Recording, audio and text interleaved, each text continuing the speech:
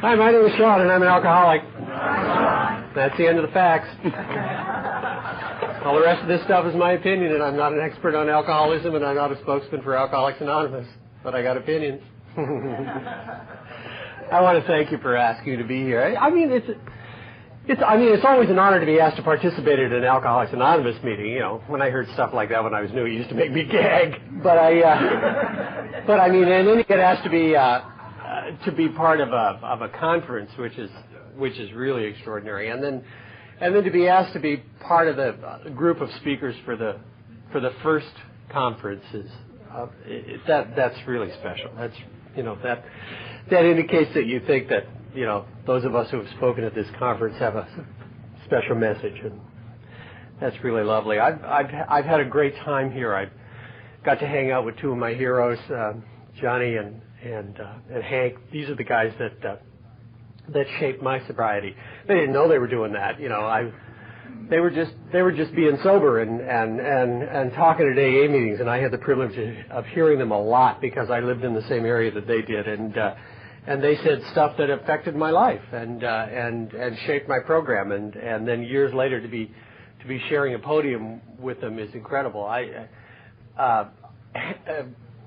Hank, I've heard a lot, and Johnny was one of the first speakers that I ever heard in Alcoholics Anonymous, and he has an extraordinary talk, and for years I couldn't talk to Johnny. I mean, he'd say, "Hi, Ken," I go, "Yeah."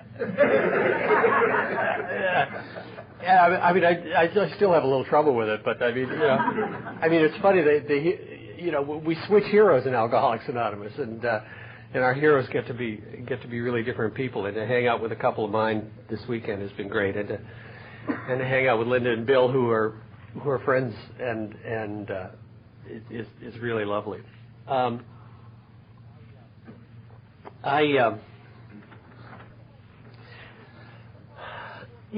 Sometimes it's important. Sometimes it's important to kind of put what we are and who we are and where we are in perspective. And we live in a time of plague. We live in a time when diseases are tearing through our world. AIDS comes to mind. Breast cancer. All kinds of cancers. There's now, there's all kinds of infectious diseases that have built up resistant strains to antibiotics and are tearing through our society. But if you will, imagine a disease that is tearing through the world that is of a no known cause, that affects millions of people, and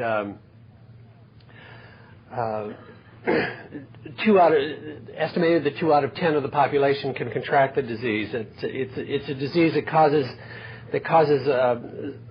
such an impact on the nervous system that the person who is affected by it can suffer from bouts of insanity that could last a couple of days to weeks to months, and a disease that causes the people who have it to commit suicide at a rate of 75% higher than the normal population. A disease that's probably and the related diseases around it that's probably filling 50 to 60% of the hospital beds in the United States at any time.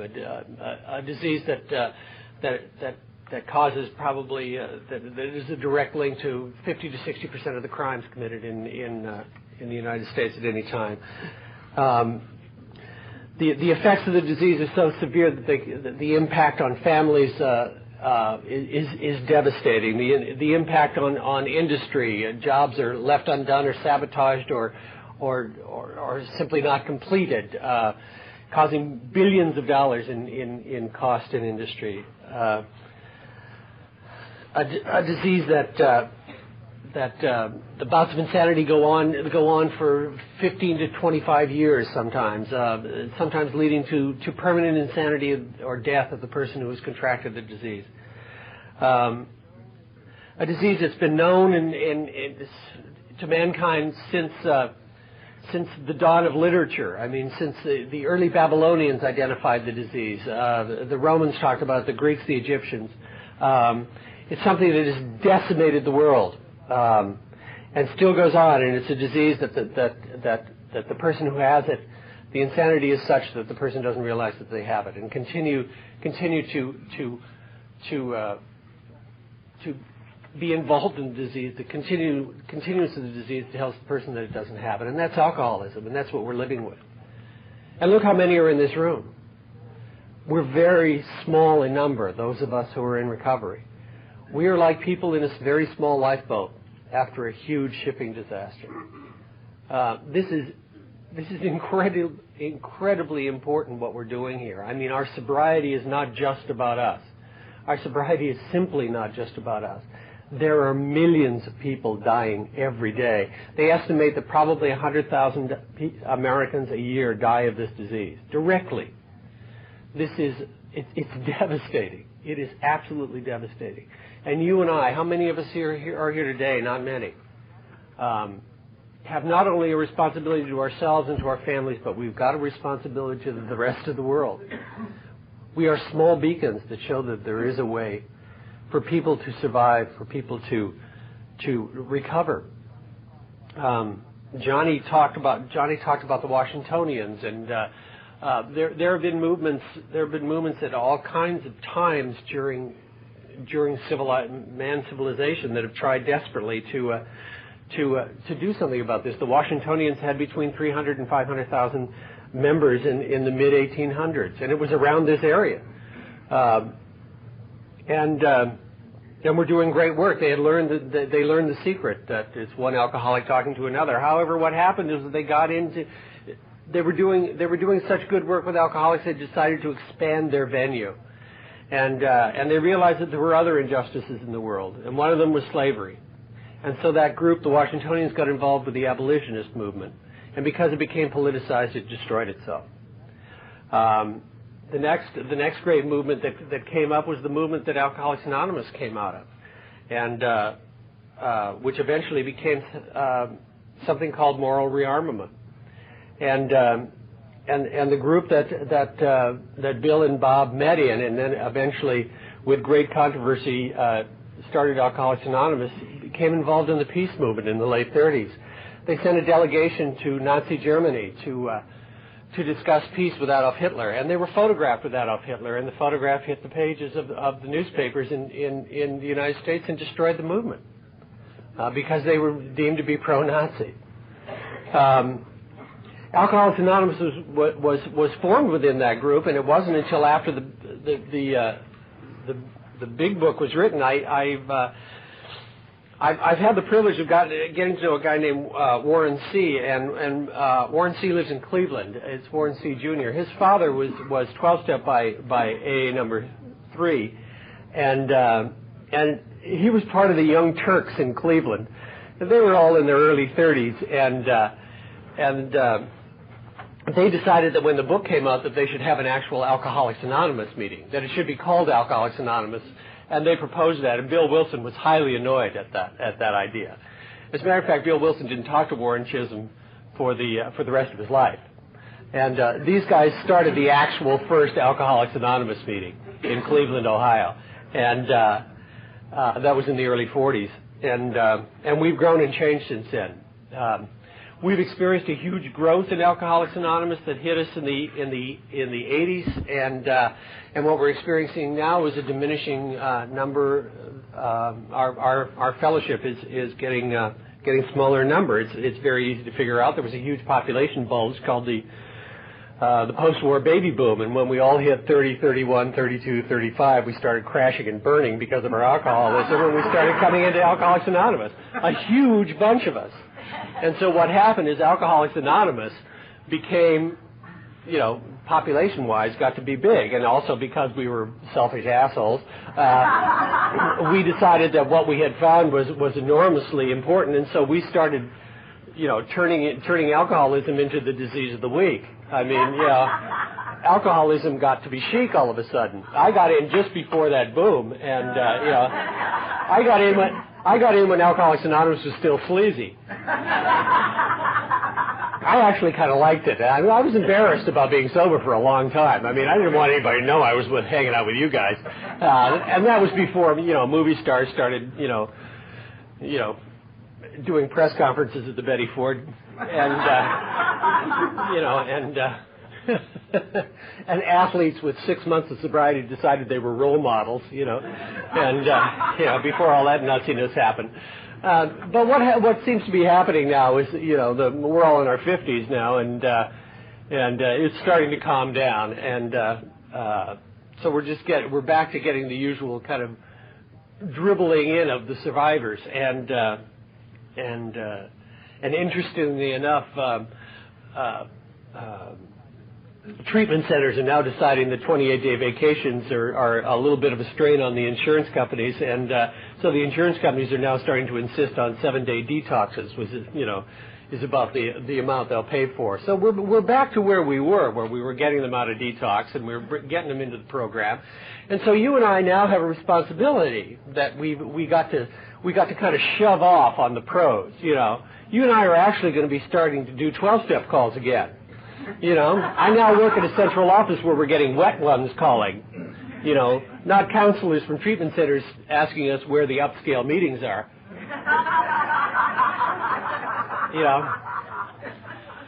So 12-step work is looming, and there are places all over the country that are now doing workshops on 12-steps because lots of people have forgotten how to do them.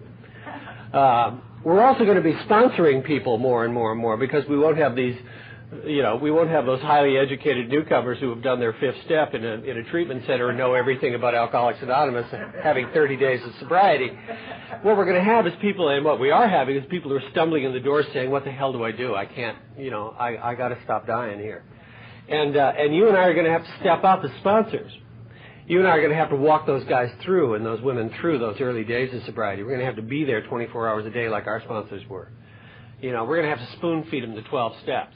We're going to have to teach them how to dress. We're going to have to teach them how to go to work. We're going to have to teach them how to get apartments. We're going to have to teach them how to be in relationships. We're going to have to teach them all the stuff that was taught to us. And what we're again taking back is our responsibility. And let me tell you, what I said on Friday was when I stumbled and crashed and burned and crawled into Alcoholics Anonymous, I didn't turn to the professionals. I turned to the experts.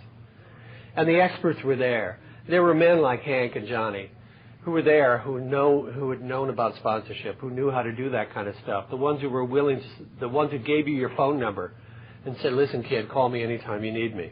The ones that were available at 4 o'clock in the morning, and the ones who did things like say, "Listen, you don't dress like that in an AA meeting. If you're ever going to talk, if you're ever going to talk at a podium, you wear a tie and a jacket."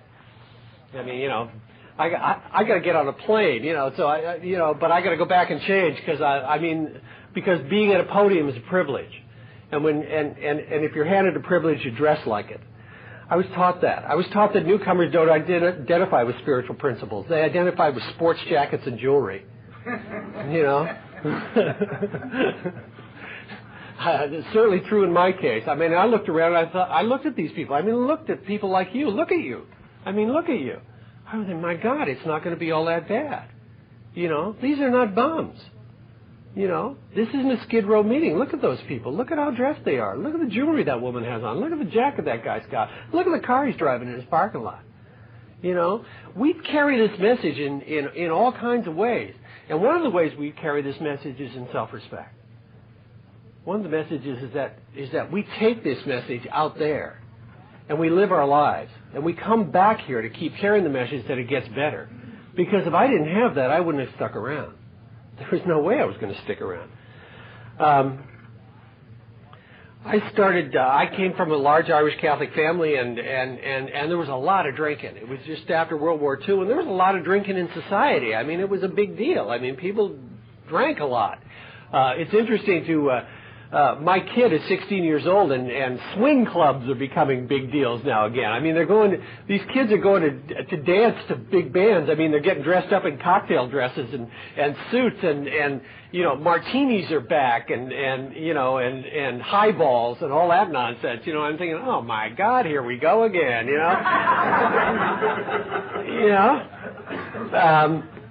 But it was a drinking society that I was raised in, and it looked like it was okay, and I had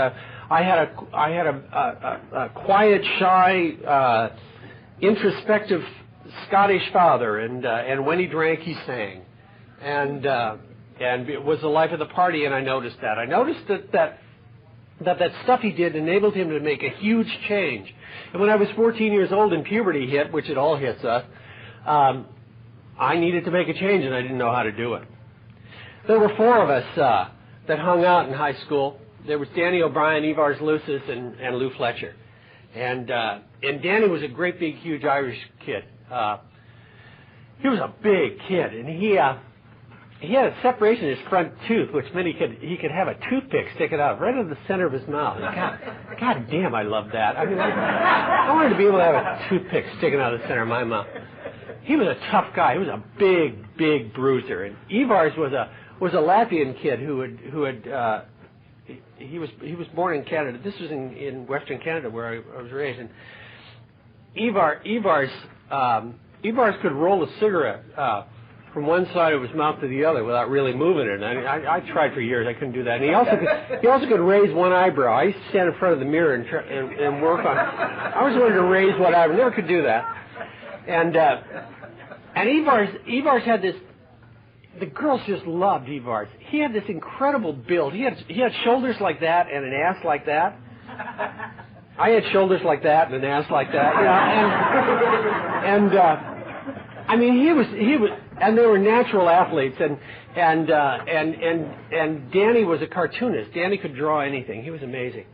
And Lou Fletcher. Oh man, Lou Fletcher was 6'3" and slim, and he had coal black hair and light blue eyes with long black eyelashes, and he had perfect teeth.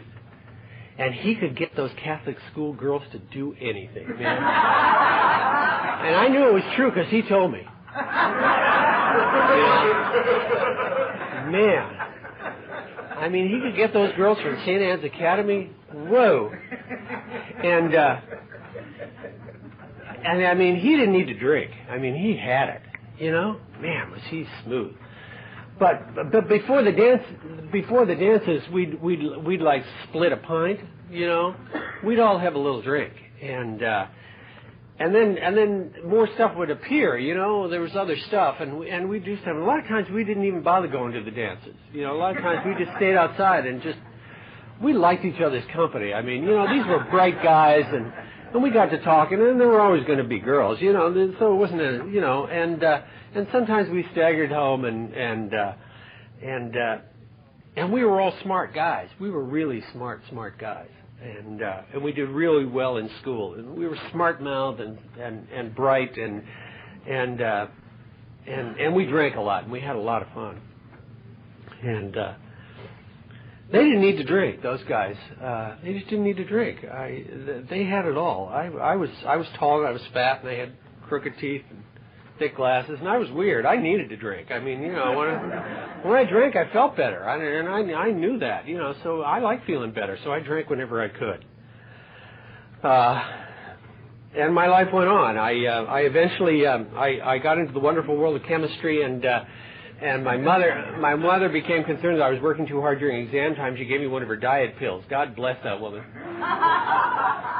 Yeah, man, I started taking those, and I shed a lot of weight. Man, boom, it was gone. I suddenly was tall and slim, and I liked that. And I got myself a pair of contact lenses. I got my teeth straightened, and shazam, I was good looking. And all right, people started paying attention to me, and I liked that. I liked that a lot. And then I decided I had a talent that the world couldn't live without, and I went to New York. And I started doing all that stuff in New York. I did a lot of, I became an actor, and I did a lot of stuff on Broadway, and a lot of people got to know who I was, and suddenly I was trashed, and I didn't understand what had happened. I mean, I became a lower companion. I was a terrific lower companion, you know, because I was always well dressed and nice looking, you know, but I was just trash, and I was continually disappointed in my behavior. And, you know, it didn't matter what you felt about me, but I was disappointed in my behavior. I had some standards, and I had some ideas, and I had some morals, and I was constantly living outside of that stuff. And I kept looking for ways to get. I started trying to get better. You know, almost as soon as I felt better, I started trying to get better, because I knew there was something wrong with what was going on with me. I mean, I got it one time in my life in my mid-20s to stand on the stage of the Winter Garden Theater in New York, which is one of the largest Broadway houses there, you know, with a 40-piece orchestra in front of me playing a song, and I was standing on a stage alone with a spotlight on my face, and I sang the song, and the sold-out house applauded me every night. Now, that's more than a fat, ugly kid from Victoria, British Columbia ever gets to dream of being and doing, and there I was. And it should have fixed me. It absolutely should have fixed me. You know, I was doing something that thousands of people come to New York every day to try and do, and I was doing it. And every night I got drunk. Because it didn't do it. It didn't fix me, you know. It just didn't do the thing. And by the time I was in my late 20s, I was in real trouble with the chemicals, and I started looking around for solutions to my life. And one of the solutions I decided that I needed was a good woman, and I found her in an elevator. And we were going to do a show together, and she was a little dancer, and I saw her first day in her little leotard. She was the cutest thing I've ever seen in my life. God damn, this little blonde dimples. Oh, man. And she didn't notice me until 3 days later when my back went out, and I crawled into rehearsal, and zing went the strings of her heart. For a pre-Al-Anon, a drunk crawling across a hotel lobby was like coming home. She realized that I needed her,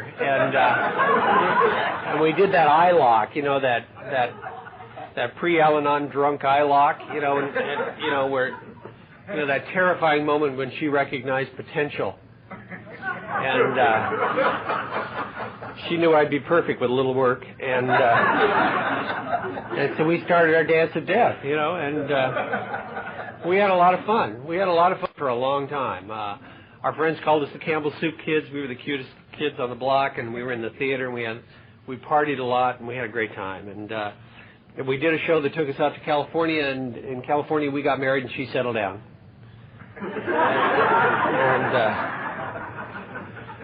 And one night we were having cocktails, and she took a sip of hers, and she said, "This is boring," and she put it down on the coffee table, and she never drank again. Now, drunks don't marry teetotalers. I didn't know anybody who didn't drink. I certainly wasn't going to marry anybody I didn't drink, and she drank, you know. And then she stopped. She didn't go through withdrawal or anything. She's not an alcoholic. She just had enough. She just stopped drinking. And then she noticed that I drank. And then it started, you know. And, you know, that's when I stopped bragging about my drinking and started lying about it, and, you know, and by that time I needed to drink. I mean, it was no longer a luxury for me. It was a necessity. It was medicine. It was keeping me from going insane, and that's the way it was, you know. And so what I did was I shifted the need for me to drink, you know. I've never been a physically violent alcoholic. I'm an emotionally violent alcoholic. I have a shark-infested mouth, and so I would help her to become a better human being. You know, I'd say things like, "Oh, you're going to wear that dress." You know, I've always liked your hair the other way. I don't think you should have said that at dinner, darling. I think you upset the host. You know, helpful things so that she could become a better human being. And the clear-cut message in it was that if she was taller, if she was shorter, if she was brighter, if she wasn't so bright, if she spoke French, if she wrote poetry, if she worked, if she stayed home, if she gardened, if she was somehow different, I wouldn't need to drink. And the sad thing about people who love alcoholics is she bought that. And she started to absorb that, the effect of the disease on her. And she started to take on the responsibility of my drinking. And what happened is I watched this feisty, bright, funny, incredibly talented woman that I absolutely loved shrivel in front of me. She started to become kind of mean and angry and frightened, and it was just the two of us, you know, and it was the effects of the disease. And if you looked at us as a couple, by the time we arrived in Alcoholics Anonymous, it was clear that she was the one who was in trouble. Her nails were bitten to the quick. She never got her hair done, so she wore her hair in babushkas, and she wore muumuus all the time, kind of cheap dresses, because she never bought anything for herself. She drove a beat-up Volkswagen convertible. I, on the other hand, drove a Mercedes, and I was incredibly well-groomed and very mellow.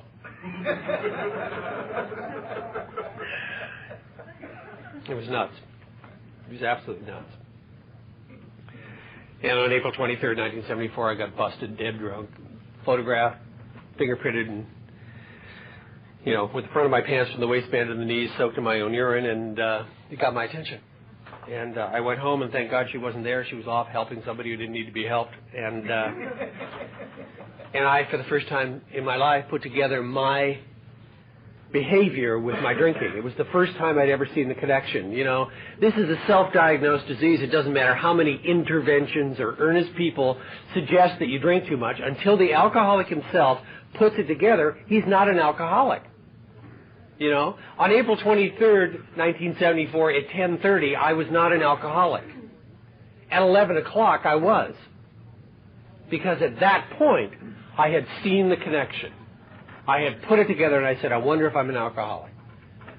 You know, I'd seen our extraordinary ability to overlook overwhelming evidence.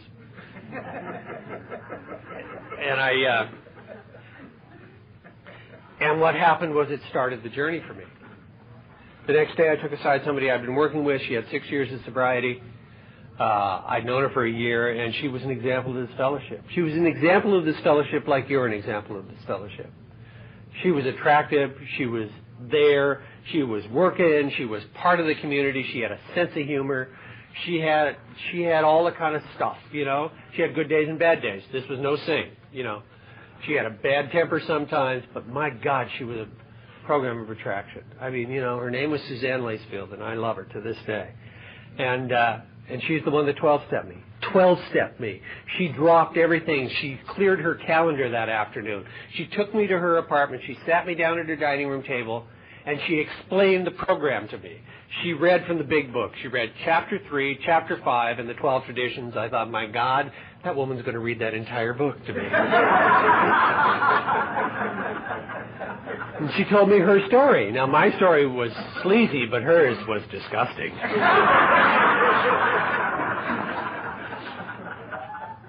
She told me what the program was about. She told me what to expect at my first meeting. She told me what the kinds of people were going to be like. She said, do you believe in God? I said, I suppose so. And she said, that's good enough.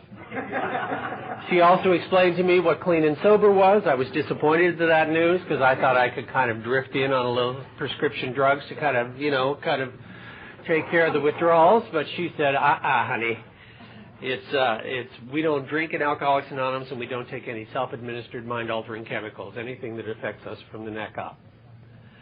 She explained. I said, but what about a medical condition? I mean, what if I'm injured on the job? And she said, if you have to go to the hospital, you take whatever the doctor gives you while you're in the hospital. When you leave the hospital, you give the prescriptions to me. Or your sponsor. So I got the news right off. You know, it was real bad. And she said, so what you're going to do is you're going to have the shakes for a couple of days, and you're going to feel real lousy. And she gave me something that I could taste to this day. She gave me a large glass of orange juice and Karo syrup. But it helped. It helped. And in those days, guys like Hank and Johnny and all those guys were walking around with pockets full of hard candy, you know, to give them newcomers. Because they knew about us withdrawing. You know, we detoxed in Alcoholics Anonymous meetings. I remember one time being in a meeting early in my sobriety when Chuck C. was doing a workshop, and a guy went into a grand mal seizure over here. You know, it was real simple. Some guy took out his card thing, stuck it down the guy's throat so he wouldn't bite his tongue. Somebody else called 911. And they came and got the guy out of the meeting, and Chuck never stopped talking. Nobody did anything. I mean, everybody knew what the drill was, you know. People having grand mal seizures in AA meetings was no big deal. We all knew what to do. You know, you went on a 12-step call with a wooden spoon, cut off, you know, and stuck in the guy's thing when he started to call, you know. Happened all the time. And so, you know, they gave me a half a cup of coffee because I was a little lethal. I was coming off everything, you know, and I was a little jumpy, you know. And nothing new, nothing. Nobody got very excited about it, you know. We all knew that newcomers gained an enormous amount of weight in their first year of sobriety because we filled them full of coffee and ice cream and candy because they were withdrawing, you know. It was no big deal, you know. one of the things that's important for you to understand is that most doctors who understand alcoholism and have any ethics, which is there's not a huge amount of them, but know that you can't double diagnose an alcoholic in his first year of sobriety. Because what happens to an alcoholic in his first year of sobriety is he manifests every psychological disorder known to man. I mean, by the time I was 6 months sober, I was crazier than I'd ever been in my entire life. I mean, you know, I was clearly bipolar or manic depressive. I mean, I was either just going to go out and convert the entire life to the 12-step program. You know, I was just wild with enthusiasm at this thing. Or I was crying in a corner somewhere because somebody had hurt my feelings, you know. I had huge mood swings. I mean, it was just the nature of the beast. When you stop consuming large amounts of fermented sugar, you tend to experience, you know, kind of hypoglycemic things going on, you know. That's why they give you lots of sugar in the first. That's why they stuff you full of ice cream here in your first little while. And also the reasons that we drink large amounts of coffee is through the use and abuse of alcohol and drugs. We have tended to destroy the brain's ability to produce dopamine, which is the thing that gives us pleasure, you know. So we just have this incredible raw nerve when we arrive here. You know, we have no way to kind of dampen that down, and coffee stimulates that, you know. When you can't produce any kind of pleasure hormones, you feel like you're dying, you know. But if you drink 5 cups of coffee, you get so wired you feel like you're alive, you know. So basically, it's weird, but it's good science, you know. And the reason you get a sponsor real early is so that the professionals can't grab you. You know, you talk to your sponsor about all the insanity, you know. I was paranoid. That was clear. I mean, I clearly was paranoid. There were large groups of people talking about me. They were all in AA meetings. I knew, you know. I mean, depressed. Oh, I love that. I mean, depressed. Man, of course I was depressed. You know, my life was dribbling down my sleeve. I mean, you know, perfectly legitimate reason for newcomers to be depressed. Their life has been destroyed. You know, that doesn't exactly make you cheery, you know. And when you're depressed, you tend to make bad decisions. That's why we ask you to talk to your sponsor before you decide to kill yourself, you know. I remember one guy that I sponsored, and he always used to say that when he talked, he always used to talk about calling me one day. And the thing that he said, the thing that saved his life was I told him, you don't need to commit suicide, you just have the flu.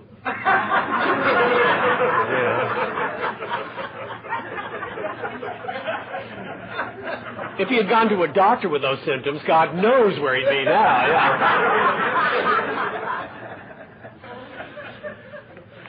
So they absolutely took care of me because they were experienced with what was going on with me, you know.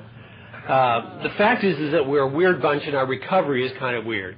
Unfortunately, what has happened is that the medical profession has discovered that we're big business, and what they have done is they have taken the, you know, if you read the doctor's opinion at the beginning of the big book, it talks about some of the secondary conditions of alcoholism, you know, and some of the secondary conditions are depression and you know what I've described. What the medical profession has done is they have flipped the secondary conditions and made them the primary conditions. And what they have done is they have taken the pie of alcoholism and cut it up. And they're treating sections of alcoholism. And the problem with treating sections of alcoholism is it usually involves medication, and that makes the patient get worse. What luckily seems to be happening is they seem to be realizing that that's happening. And they're starting to look to us more. And we understand what the whole pie of alcoholism is. We understand our weird moods. We understand all that kind of stuff. Now, like I said on Friday, I believe that there are people who require psychotropics in order to be sober and sane enough to stay sober. You know, I have no problem with that. I just don't think there are as many as the medical profession would like us to think. I think it's there's a lot of fairly ordinary stuff that's going on. I was I was also became a compulsive overeater when I was newly sober. I mean, one of the things that kind of dampens down anxiety is food. You know, I mean, when your life is falling apart, a good sandwich will, you know, sometimes just do it. You know, you know, if you can't drink, why not a hot fudge sundae? You know.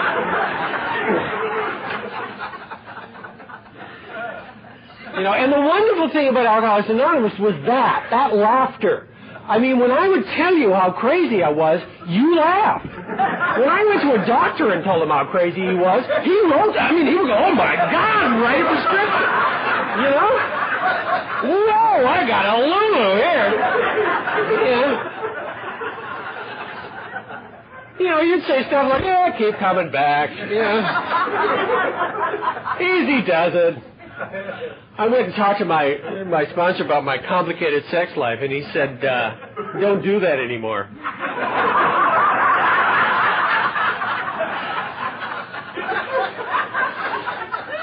I said, what? I'm talking to you about the fact that this is out of control. He said, don't do that anymore. And I said, what do you mean? He said, if you don't do it anymore, then we'll find out why you're doing it. If you keep doing it, we'll never know. So I stopped doing it. And the reasons for why I was doing it came to the surface, and we looked at it and started solving it. You know, that's how this thing works. The problem with psychiatry with alcoholics as opposed to Alcoholics Anonymous is what psychiatry says is first we'll understand your feelings, and then we'll change your behavior. What Alcoholics Anonymous says is we'll change your behavior first, and then your feelings will follow. And then we'll understand what they're about. Now, that annoys people of, you know, the medical profession because it works. And it's kind of like folk medicine. You know, folk medicine has a real bad rap. So anyway, by the time I was 6 months sober, I was nuts. I mean, I was screaming at the top of my, you know, one of the things that would solve my problems I found was that I would pull my car into the freeway, you know, jam on the gas and scream at the top of my lungs. Just drive down the freeway going, ah! It really helped. It really, you know, try it if you're having a bad day. Better to do it on a freeway because if you pull up at a stop sign, people in the other cars kind of look at you weird, you know. I also had my first significant spiritual experience when I was 6 months sober because I tried as best I could to sleep through my entire first year of sobriety. If I couldn't get loaded, I was going to get out somehow. So I mean, a whole day of reality was more than I could handle. And so I was trying to take a nap, and I couldn't. I was furious, and I looked up at the ceiling, and I said, I don't believe in you, and I think you're a jerk! And then it occurred to me if I didn't believe, who was I yelling at?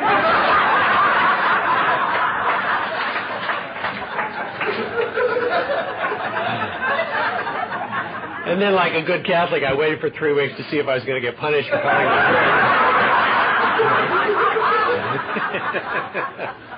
But I didn't. What happened is it broke an old idea of a God that was out there and up there. And what started to form was an idea that maybe I was carrying around a little chip of God within me, a little microchip, you know? And I started looking for, it was pointed out to me, I mean, there's such wonderful wisdom in these rooms. I mean, there's just such wonderful wisdom in these rooms. It was pointed out to me to look for the similarities, not the differences, and to look for the God. You know, there's a wonderful thing in Eastern religions where someone bows and says, you know, the God in me salutes the God in you, and that's what we do here. You know, that's what we do here. You know, I believe that we're created in the image and likeness of God. I don't believe it's the way we look. You know, I believe it's the way we act. I believe we can see the family resemblance in each other. You know, I can see it in the little old lady who says to some 15-year-old kid who's got half her head shaved off and the other spiked in purple with, you know, rings in her nose, and this little old lady says, come sit next to me, dear. I can see the family resemblance, you know. I can see it in the guy who gets on the bus and goes to central office and gets the literature in a big box and then gets back on the bus and goes back across town to get the literature to the group. I can see the family resemblance. I can see it in the woman who gets there at 6:30, you know, to put on the coffee for the meeting at 8:30, and for the secretaries, and for the the guys that put their arms around the other guys, and hold them, when they start to break and crumble. I can see the family resentment. I can see it in Alcoholics Anonymous all over the place. I can see where we look like God. We look like God when we're loving each other. That's where we're made in the image and likeness. That's what God does. That's God's job description. God just loves. God doesn't care who we are, what we do, just loves. It's just a resource of absolute peace and love, and all I got to do is tap into it. And the way I tap into it is I love you. Simple. Real simple to talk about, real hard to do.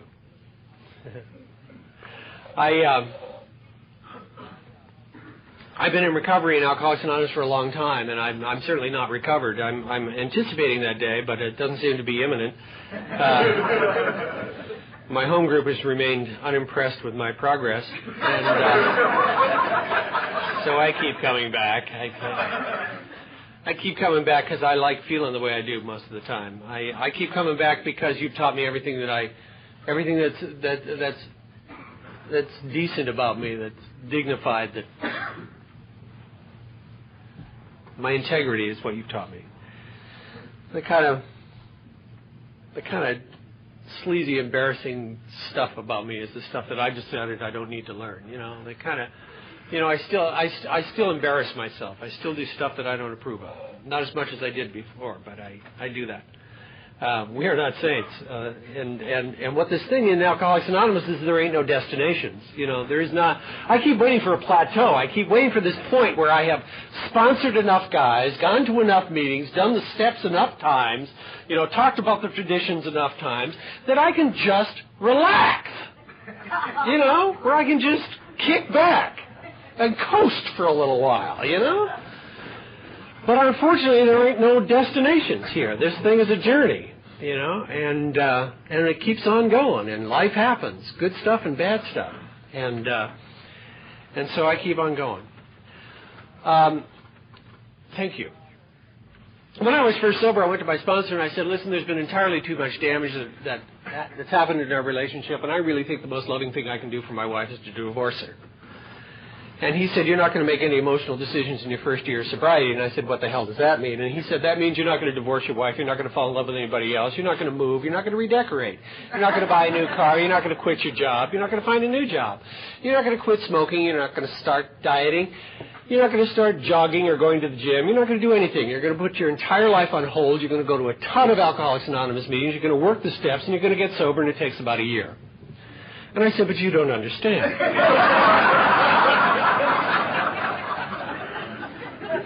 "I'm not sure that I love her." And he said, "I don't give a damn about love. Work on good manners." So I started saying please and thank you to my wife. Now, I didn't find out until years later, when we both shared at the podium one time at a convention, that she had gone to her sponsor at about the same time, and her sponsor in Al-Anon had told her she couldn't make any emotional decisions in the first 6 months of Al-Anon. Now, I don't know why they get a 6-month sentence and we get a year. But that's what it felt like to me. Well, when I was 5.5 years sober, I was extremely sober. I was captain AA. I was sponsoring people. I was talking from podiums. I was roaring all over the place. I was just a great guy. And what I decided to do was test the fence lines of my sobriety. I didn't know I was doing this. All these insights I'm sharing with you are all hindsights. I have never known what's going on with me. And, at the moment, there's some idiotic idea that Alcoholics Anonymous and the working of the 12 steps is designed to get you in touch with your feelings. I have found that my feelings get in touch with me quite handily. I don't need to go look for them. And what has happened over the years that I've been sober is the gap between the event and the emotion, which was one of my problems while I was drinking, has shrunk. So now, I kind of, it's getting to be. But I have no idea how I feel right now. Call me in a week, I'll tell you how I felt in New York, Pennsylvania. I have no idea how I feel right now. And it doesn't matter how I feel, it's how I act. It doesn't matter. But at any rate, I blew up our marriage, and I just destroyed my life. I didn't drink. But out of it came the need to rebuild our lives. Came the need for me to rebuild my life, and I had to start looking at the 12 traditions.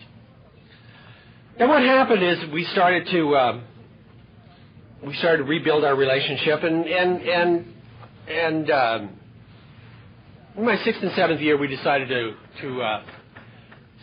try and start a family. And when I was 8 years sober, my daughter was born. And like I told you, I was there for her birth. I got to cut her umbilical cord and give her her first bath. I saw her take her first breath of life, and she's an extraordinary human being. She's just, if she wasn't my daughter, I'd love to get to know her. I'd love her for a friend. I mean, she's just a great friend. As a matter of fact, I talked to my wife last night, and one of her best friends in high school's father packed and walked out of the house last night, and a lot.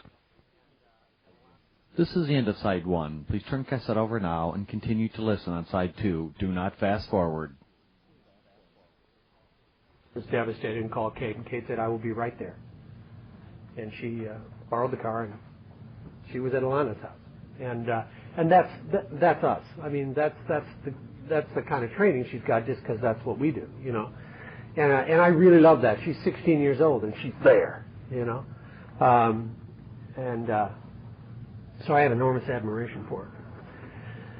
But we have a family. We have a real family, and we've been through all the stuff that families go through, you know. And what we do in our family is we, eventually the 12 steps says that we got to practice these principles in all our affairs. And I didn't know what that meant. I didn't know how you do that. How do you do that, you know? Well, the principles are the stuff we learn of honesty, open-mindedness, and willingness in the 12 steps. But the structure of what you do with those principles are in the traditions. And eventually what we have to do is we have to take all this wonderful knowledge and all this huggy-kissy stuff and all this love and tolerance stuff that we learn here, we got to take it out of here. Eventually we got to take it into our community. We got to take it into our family. We got to take it into our workplace. We got to do all that stuff. So I had to look at the 12 traditions and how it applied in my life, and particularly in my family life. Because I was raised in what is called a dysfunctional family. I love that. I mean, you know, one of those jerks who does those seminars says that 90% of the families in America are dysfunctional. Well, that makes it normal then, I guess. I mean, 90%'s pretty up there, you know. Maybe we ought to look at functional, here, And I mean, sooner or later in Alcoholics Anonymous, I mean, you can go to all those goddamn meetings and bitch and moan about the fact that your father drank too much. I mean, my father drank like a pig, but he never suggested that I do it. He never thought it was a great idea for his son to drink a quart of scotch a day. He didn't think that was a great idea that he was doing it. So, I mean, eventually in Alcoholics Anonymous, if you don't forgive your parents, you don't grow up. It's that simple. I mean, so next case. Let's get on with this thing. I don't need parents. I need to be a parent. And if I couldn't learn it from them, who was I going to learn it from? I was going to learn it from you. So I started looking around the parents in Alcoholics Anonymous and saying, how the hell do you do this thing? How do you stay married? How do you stay married? I mean, there are lots of people that tell you how to get divorces. They're all hanging out in Alano clubs. How do you stay married? How do you work? How do you raise a family? And they told me to start looking at the traditions. Our family's common welfare should come first. Personal recovery is greatly aided by family unity. And what I got to look at is our welfare of our family. What is I am not an independent agent anymore.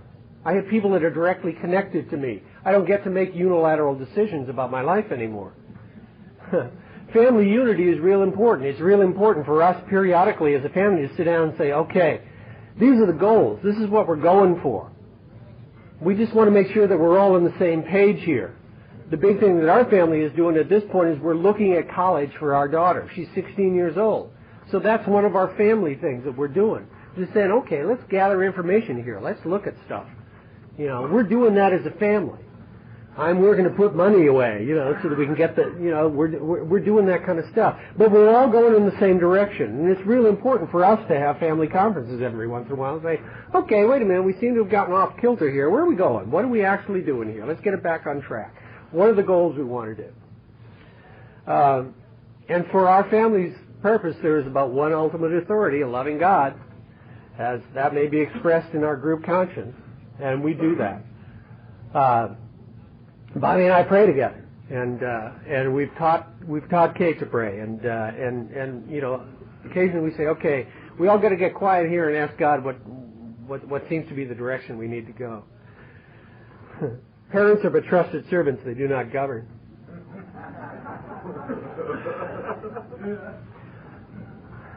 The only way my daughter has learned anything about who I am is by the way I walk, not by the way I talk. We lead by example in our house.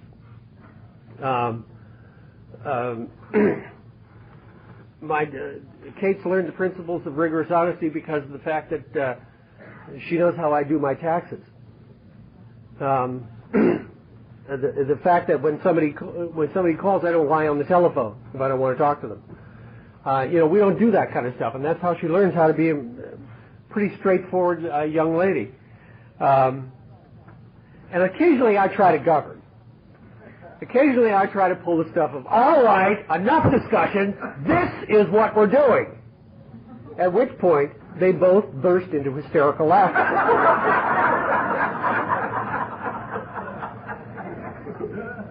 Oh, Dad's doing his dad trip again. All right, let's talk about this. What do we need to do here?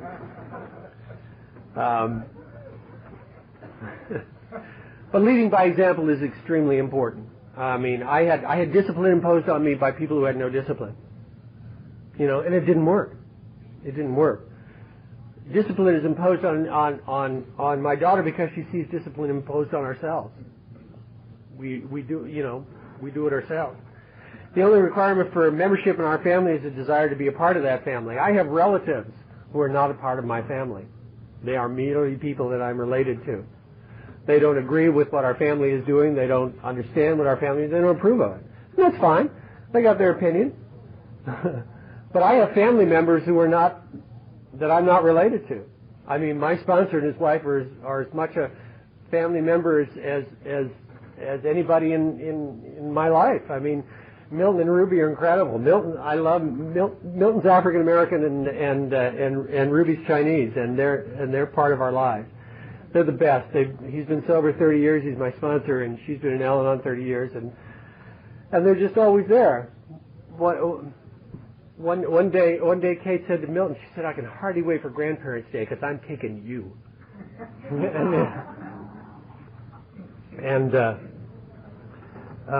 So they're part of our family, and they're people that I'm related to who are not part of our family, and that's just it. Our family ought never endorse, finance, or lend our family name to any related facility or outside enterprise lest problems of money, property, and prestige divert us from our primary purpose, and that happened to me. I mean, I got so involved with this newspaper that I was losing my shirt on.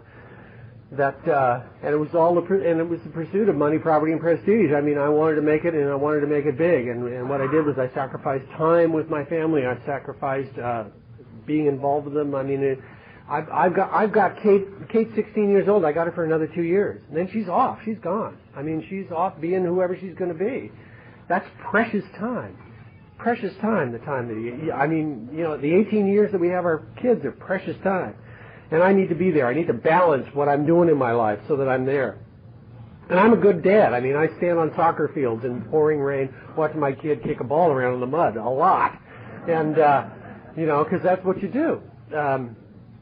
But it's some of the things that we have to look at as a family, and we've had these discussions. Hold it. Wait a minute. I'm working 12 hours a day here. That's throwing stuff out of kilter here. Our primary purpose is to be mutually supportive, and we've got to be there for each other. And the idea of becoming any kind of public figure without the endorsement of our family. I mean, I've been asked to do stuff on a public basis, not related to Alcoholics Anonymous, and I've had to sit down with my family and say, okay, this is going to require some time. It's going to bring some focus and attention on us. Do we want the attention? Let's talk about it, and we have. Our family ought to be fully self-supporting, declining outside contributions. I've been rich and I've been poor in Alcoholics Anonymous. I prefer the problems of being rich to the problems of being poor, but they all got problems. Having a lot of stuff doesn't fix you or protect you, but it's nice to have. And I've been on unemployment insurance sober. I borrowed money sober. And what I got to look at is that if I'm on some kind of government help with my family, and that's part of our support, am I doing absolutely everything that I can on a daily basis to become self-supporting, to get off of that? If I have borrowed money from somebody, is there a clear-cut contract that lays out the payback scheme, the amount of interest and all that stuff that is signed by both parties, and do I honor that? It is critical that I remain self-supporting through my own contribution. I told you on Friday that the sponsor I had, who was perhaps one of the most important men in my life, owes me $62,000. And what I found out to my horror was that this man who had taught me everything I believed in didn't have a seventh tradition in his life. It was a costly lesson.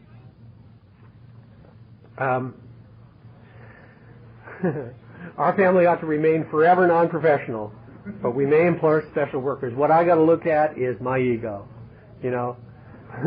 My ego tells me that I have the solution to everything that is necessary for my family. And I got to look at, do I have enough humility to say, hold it, wait a minute, I don't know about this stuff.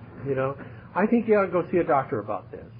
Or let's talk to the tax accountant about this, or let's go sit down with the school counselor and see if there's something we can do to help you with studies and that kind of stuff. I'm not an expert on everything. Our family as such ought never be organized, but we do have responsibilities to each other. One of the things that I do, and I do it for the best possible motives, is I sometimes commit my family to things that they know nothing about. Hey, we're all going to Pensacola. And they're going, wait a minute, hold it. So any kind of decision that affects our family means that we have to sit down and talk about it. And what we try to do as a family is we try to sit down at the 1st and the 15th of the month and go over the bills.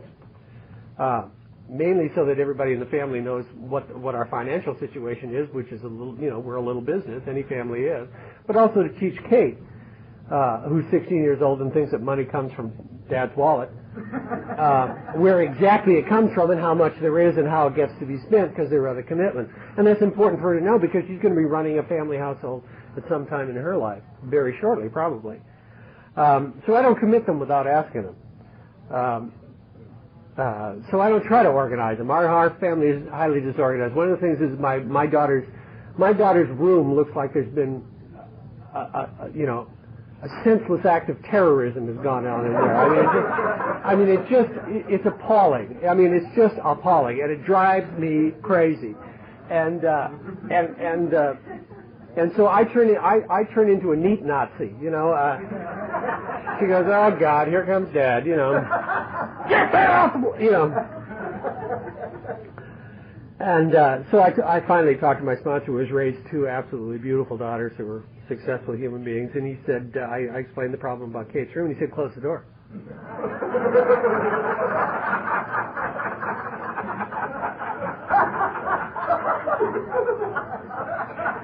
That's it? Close the door. That's it? I said, that's it. Close the door. Her room is none of your business. The rooms that we all live in, that's our business. We keep that neat. She can live in whatever squalor she wants to live in. So she does. I close the door. It's perfect. What a solution. I never would have thought of it. That's why I keep coming back, There's a double scotch in that if you let it go. You can get real crazy behind that kind of stuff. Our family has no opinion on outside issues.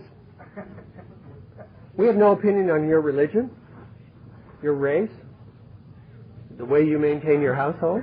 We have no opinion on it. You get to live however you want to live, and you're welcome in our house. This is the way we live. But we have no opinion on that.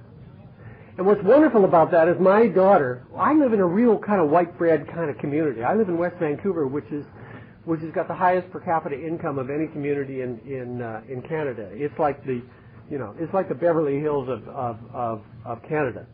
And it gets pretty waspy. It gets pretty, the first Mercedes 4x4 that came out in Canada, a junior in Kate's high school was driving it. So that's what we're looking at. And a lot of them have a lot of money and not gone anywhere. And Kate's experience has been so incredibly wide because of Alcoholics Anonymous. She's been at meetings ever since she was born. She gives me a cake every year. And so she's been hanging out with you guys. So, I mean, she hangs out with, she knows bikers and bankers and, and ex-hookers and, school principals and nuns. And, I mean, every race, religion, creed, color.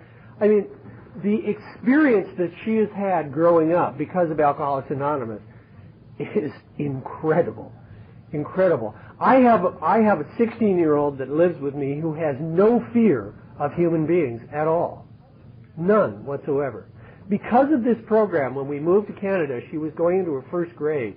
We moved from one country to another. We moved from the United States to Canada. It's a different country. She walked into a school where she knew no one. 3 weeks later, the teacher of her grade called us in for a conference. And she said, is Kate acting out any negative kind of stuff at home because of this change? And we said, no, why? Is something going on at school? And she said, no. She said, I've never seen anything like this. She said, your daughter's so extraordinarily poised. We said, poised? I mean, she's 6 years old, for God's sake, She said, yeah, the first day of school, she walked in and she walked around to everybody in the class and said, hello, my name is Kate.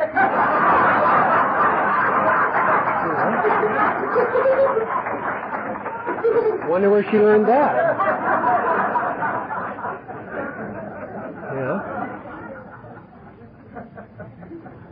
And because of you, because of the experience of dealing with the essentials of humans instead of the outsides of humans, and that's how that's what she's learned here.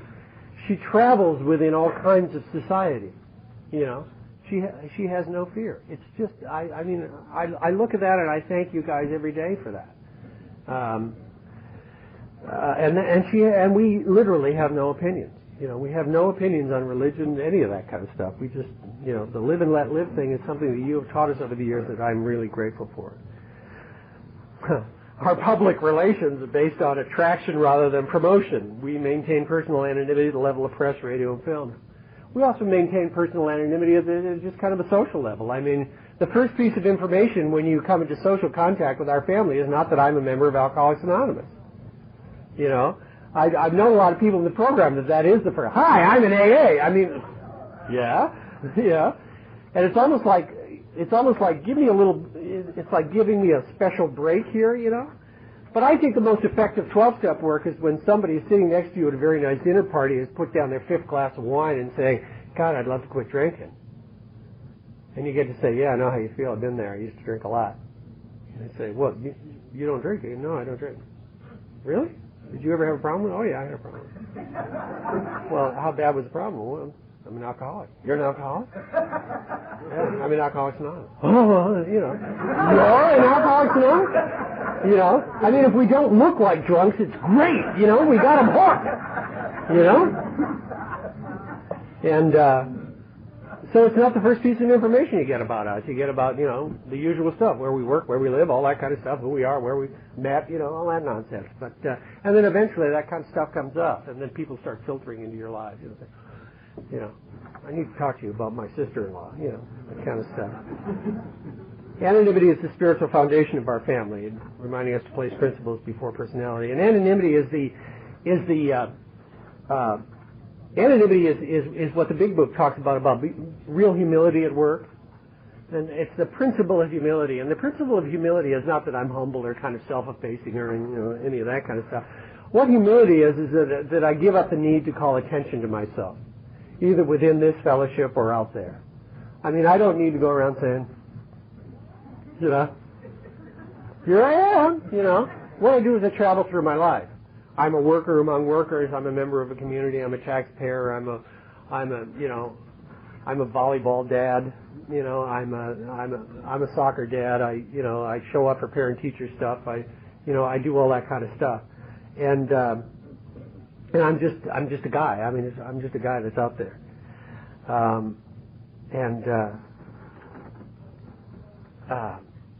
What it does then is that if I'm not trying to impose who I am on you, then I get to listen to who you are. I get to get that back from you first. You know, who you are and where you've been and what you do. And because of that, our family has a wide circle of people that we live with. We live with a wide circle of people that we interrelate with, not only in the program but out in our community and our workplaces. We have hundreds and hundreds of friends. When we left California to come to Canada 10 years ago, there wasn't a house large enough for the going away party, so they rented a church hall, and there were 250 people there, all of whom we had intimate relationships with. You know, sponsored, knew very well. We had shared the secrets of our soul with. You know, that kind of stuff. That's incredible for a human being. You know, when you consider that probably all we ever expect to really have are a couple of close friends in our lives. I've got a lot of them. And so does my daughter, and so does my wife. Somebody asked me how do you stay married for so long? You know, John Ackerland. I don't know if you know John. John's great. John and Karen are fabulous, and they were at a workshop one time, and somebody said to John, "How do you stay married so long?" And he said, "I don't date other women." I love that. I love that. I don't shop either. I mean, I love women, you know, but I don't comparison shop them anymore. I don't think, gee, you know, funny with a redhead like that. I don't do that. What I do is pretty simple stuff. You know, I buy flowers for no reason and bring them home. Nobody ever sleeps on the couch, no matter how mad we are at each other. And I never, ever answer the question, do you think I'm getting fat?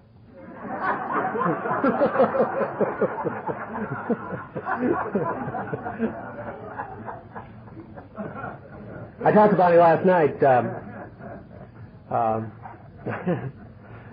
We've been together almost 30 years, and we talked a long time last night, just shooting the breeze, talking about stuff. Didn't want to get off the phone because I haven't seen her in a couple of days, and she hasn't seen me in a couple of days. We like hanging out with each other. I've never liked anybody more in my life. And we had destroyed our marriage by the time we got here. We had destroyed our lives together. We were going to go separate ways and do separate things, and probably what we have today would never have happened. I would never have experienced what it means to be really intimate and really love somebody. And intimacy is pretty simple. It's pretty hard to do, but it's pretty simple. And basically what it is telling me who I am and asking you for what I need. And you've taught me how to do that. And it's hard to do because it's scary to be vulnerable, and it's scary to do that. But I try to stay pretty clean and clear with that woman so she knows who I am.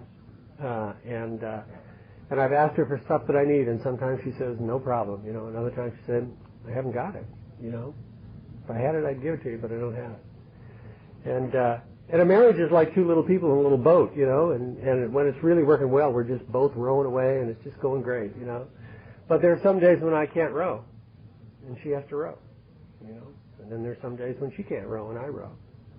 And there's some days when neither of us can row, and we just drift sometimes, you know. But we're in a little boat together, and this is all stuff, you know, when they talk, you know, when they read that anonymity, you know, that card, that blue card, and we say we confine our discussion to problems with alcohol. It always amuses me, you know, because all my problems are related to alcohol. You know, everything has a drink in it for me if it goes far enough, you know. But the practical stuff you've taught me, like easy does it and keep coming back and one day at a time and live and let live, all that stuff is applicable in real life. And my marriage is because of that stuff working in my life. It's because of the stuff that you've taught me. I'm continually grateful to the husbands and wives in Alcoholics Anonymous, the ones who have taught me what it means to do that and what it means to be there. I'll be always grateful to the fathers in Alcoholics Anonymous who have taught me how to be a father, and the brothers who have taught me how to be a brother, an uncle and a nephew and a son. A lot of you are teaching me how to be a son with a mother who's dying. I come to you because you've got all the knowledge I've ever need. And I keep coming back because I love you. I keep coming back because you're the most interesting people I've ever known. If you didn't die or go insane, you ended up here. You know, you're the only people I've ever hung out with anyway, you know. And I keep coming back because you told me that I only get to keep what I give away. So it's my responsibility to let you know how I'm doing and let you know how I'm applying what you're teaching me. So I want to thank you for asking me to be here, and I'll come back soon and report again. God love you.